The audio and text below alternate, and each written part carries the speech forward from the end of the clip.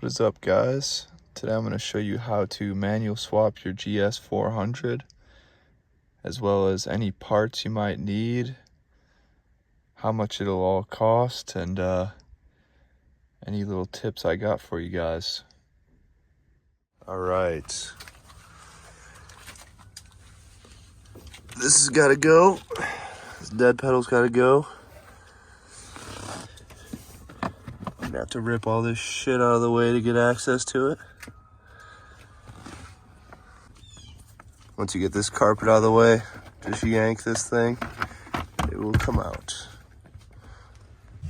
Alright, there's a few bolts that are hard to get to and hard to see, like this one right here behind the cable. Pulled that out. And I think there's one or two studs with nuts on them you also need to remove. There's one. Alright, don't even ask how I got that out or why the sawzall is out. But you can see you have this cable coming from your handle. This is what was in the brake itself.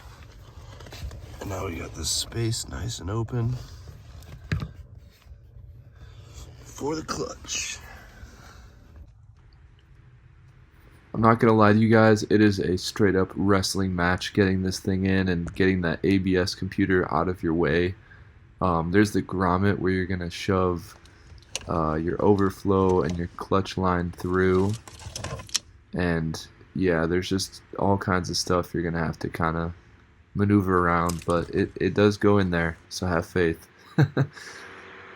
Alright, so now you're underneath the car and there's a few things you need to do to prepare to get this beast out. Cut these lines right here or remove them properly, your choice. There's a cover right here and a few nuts on that pressure plate that you're going to have to take out so the torque converter can slide out when you pull the trans. Use the crank bolt to rotate that around to get to each one of those little bolts there. We had to get a little creative here to get to all these tight bolts on the top of the bell housing. Is that it? But do whatever you gotta do, just get those things out. Make sure you take your linkage out from your shifter up top. Make sure you unplug all the electrical stuff, and you can drop that thing out of there.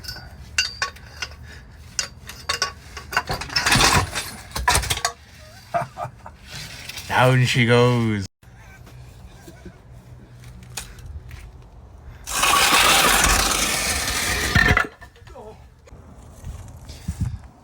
Just wanted to comment on this.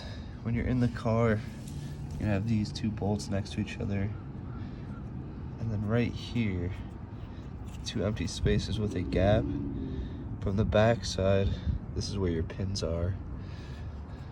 There's a hole here next to where the starter goes. There's no bolt in here. I don't even know why that's there. And then on your other side here, you can see same thing. You got your two little open gaps. And this guy right above the two bolts at the bottom, that's where your other pin is. We could not get this thing separated, and I had to torch the pin area from the back side with MAP gas, and then start beating screwdrivers and stuff in from the bottom. And I even had a ratchet strap around that, yanking it back towards the diff. And with all that, I was able to get it separated, just in case that helps you. So now that we got that garbage slush box out of our way, it's time for the fun stuff like the adapter plate, flywheel, clutch, pressure plate. It's a good time to throw your slave into your transmission. And then I started making my mount. So I started with a piece of cardboard and kind of figured out where the bends need to be and everything, and then I just transferred that right onto a piece of metal and bent and welded it up.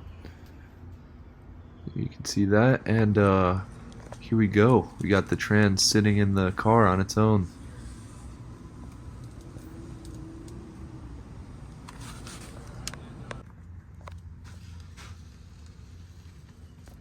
So you can see I had to beat that area out a little bit to get the slave to sit in there with a little bit of room to work.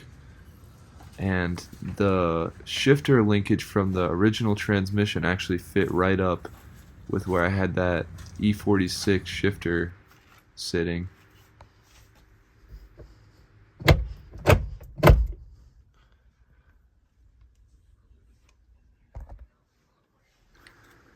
Now you get to throw those 1350 adapters on both sides and make a nice sandwich out of your custom drive shaft.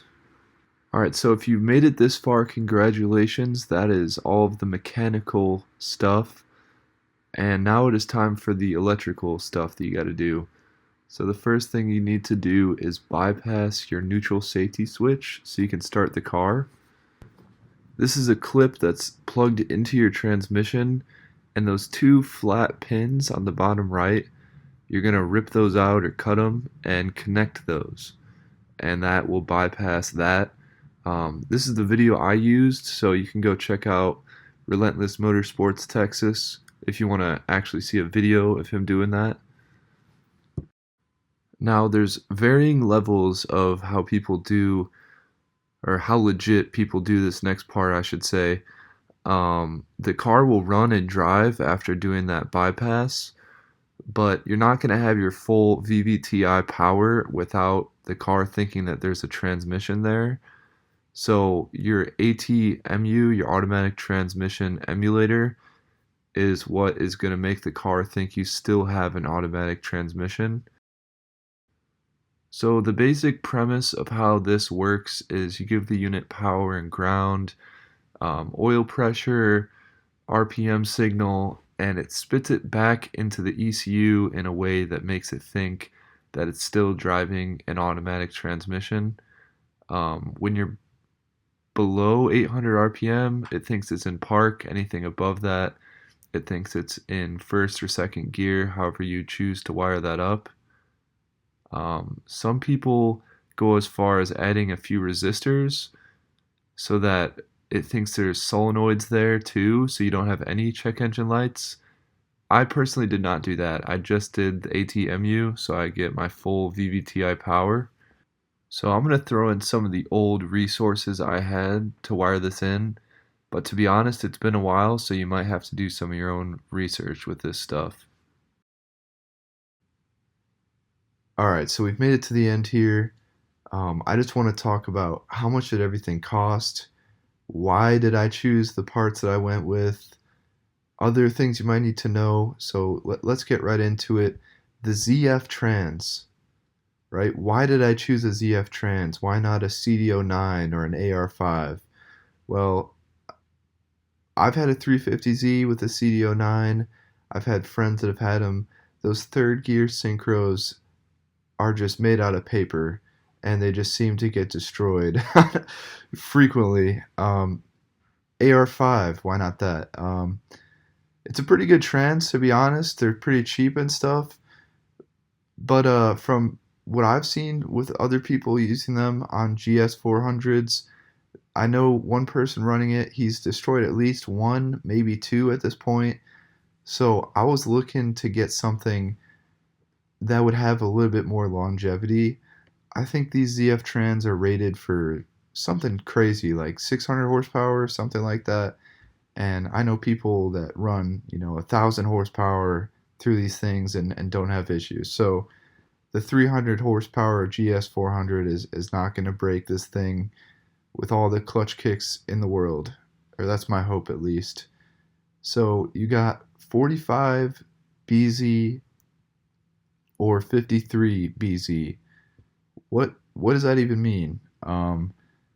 So these both came in 335i cars, 135i cars, even some newer cars like 340i's, I think. But I'm just going to focus on the 335i, 135i. Any car with an N55 engine came with a 45 BZ manual transmission, right? Those are the cars from 2010 and newer. Any car with an N54 engine came with a 53 BZ, and we're talking gasoline, by the way, not diesel, and that's prior to 2010, right? So what is the difference between these two? Well, there's not really much of a difference. They're just how the input bearing is in the flywheel is very slightly different. And even if you were to order the wrong one, they just pop out and you can switch them out. So the 53 BZ the flywheel like pokes into the shaft, whereas the 45BZ pokes into the flywheel. So that's that. I guess the 53BZ is apparently a little bit longer overall. Essentially the same. The PMC kit. They don't explicitly sell a PMC kit that is for a 45BZ, and that is what I was using, the 45BZ. So that part number is the flywheel that will work with the 45BZ. I think it's for a 53DZ, which is a diesel um, a diesel transmission, but get that part number, that will work with your 45BZ. It's very easy to find the kits for the 53BZ. Alright, Sachs clutch kit. I went with this because I'm pretty sure that is the OEM clutch, and to make things a little better, I had a buddy working somewhere that got an employee discount, so I was able to get that for $250. The E36 Slave. This was a major one. I got this. It's technically for a 98 328i. There's the part number. I got that off of Parts Geek. It was stupid cheap, right? And why this slave? Well, you don't have to modify it at all, and you can combine it with that other part down there, the 10x1 European brake fitting to the 4AN. That'll allow you to screw it right into your Heat Lightning Speed Shop clutch pedal kit, and that'll all work together beautifully. Very cheap. Do that for sure. The trans mounts. Trans mounts. Doesn't really matter which ones you use. Poly, not poly. It's kind of your preference. I just got mine off of eBay. So we talked about the brake fitting right there. That one was off of Speedway Motors, I think was the site. Your clutch pedal kit, right? I've read that you want to use the 7/8 master with all the BMW ZF stuff. I didn't try any other ones. I just requested that when I ordered it, and everything works great, so I would recommend doing that. So these two adapters, right? The diff adapter obviously goes on the diff. The trans adapter goes onto the back of the trans, and this just converts them from the 3-bolt style that they have to the 4-bolt 1350, 1310 Spicer joint style. So that way when you go to get your custom drive shaft made, it'll all bolt up how it's supposed to. Yeah, the trans mount. Maybe you can buy one of these now. I don't know. I had metal and a welder, so I just made one. The drive shaft. 58.5 inches long between the flanges with a slip. That's what you got to tell the drive shaft shop when you order it. That's what mine measured out to. And remember, I said the 53BZ is supposed to be a little bit longer. So no matter what, even if you're using a 45BZ like I am, definitely measure this because that's kind of an expensive piece, and you're going to want to make sure you get that right. Your auto trans emulator, I got that straight off of All for Swap, and you just send the dude what kind of car you're putting it in, and he'll send it straight from Russia to your door. This is the cheapest way I found. And then finally the E46 shifter. I got that off of Amazon. It's just one of those like universal style that has the threaded part at the bottom. And this was great. I didn't have to like modify the linkage at all. This just went right in there. So I would also recommend that. It was pretty cheap and worked out pretty well. And yeah, that's really all I got for you guys. So I hope this saves you some headache and some research, and I hope it saves you some money. And yeah, thank you for watching. Tune in for the next one. Thank you.